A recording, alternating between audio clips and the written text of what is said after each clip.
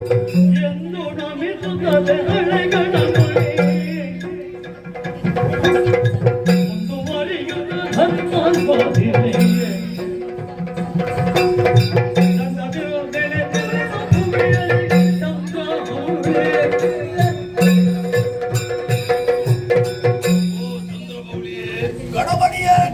ಪಾದಕಾಲ ತಲದೆ ಸ್ವಾಮಿ ಕ್ಷಣ ಹೊತ್ತಿನ ಮೊದಲು ಪುಣ್ಯಕ್ಷೇತ್ರವಾದ ಕೈಲಾಸದಲ್ಲಿ ಮಲಗು ಧರ್ಮದೇವತೆಗಳಿಗೂ ಸಂಘರ್ಷವೇರ್ಪಟ್ಟಾಗ ತಾವು ಮಧ್ಯ ಪ್ರವೇಶಿಸಿ ಎಲ್ಲರನ್ನು ಸಮಾಧಾನಪಡಿಸಿ ಧರ್ಮ ಶೋಧನೆಗಾಗಿ ಇಳಗೆ ಕಳುಹಿಸಿಕೊಟ್ಟಿದ್ದೀರಿ.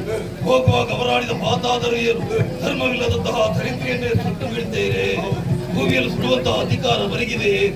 ಹಾಗಾದರೆ ಹೋದಂತಹ ಧರ್ಮದೇವತೆಯಿಂದ ಏನಾದರೂ ಅನಾಹುತ ಸಂಭವಿಸಬಹುದೇ?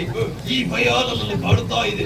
ಅದಕ್ಕಾಗಿ ಪಾದಮೂಲದ ಒಂದು ಬೇಡಿಕೆ ತಂದೆ, ತಲಗು ಒಪ್ಪಣೆಯನ್ನು ಕೊಡಿ. ನಾನು ಭೂಲೋಕದಲ್ಲಿ ಹೋಗ್ತೇನೆ, ಧರ್ಮ ಶೋಧನೆಯನ್ನು ಮಾಡ್ತೇನೆ.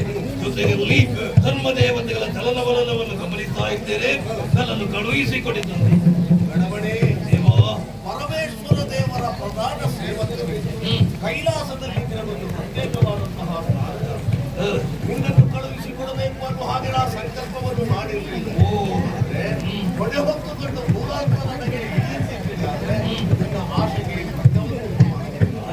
ಯಾರಿಗೆ ದೇವರ ಮೇಲೆ ಹಿರಿಯರ ಸೇವೆಯಲ್ಲಿ ಆಸಕ್ತಿ, ಧರ್ಮದಲ್ಲಿ ನಿಷ್ಠೆ, ಸತ್ಯದಲ್ಲಿ ನಂಬಿಕೆ ಅಂತಹ ಸಲ್ಲ ಕ್ಷಣವನ್ನು ಪರೀಕ್ಷೆಗೆ ಬಂದಿದ್ದಾಗ ನಿನ್ನ ಪರೀಕ್ಷೆಯಲ್ಲಿ ಒಂದು ಎತ್ತರ ಹೊಂದಿದ್ರೆ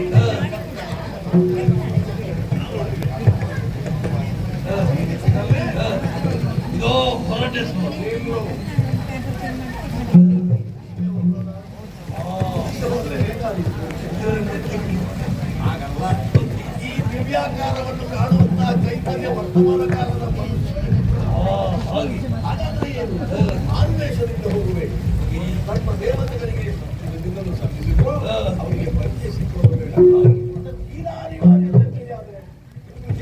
ಕಾಣಿಸಿಕೊಳ್ಳಲೇಬೇಕಾದ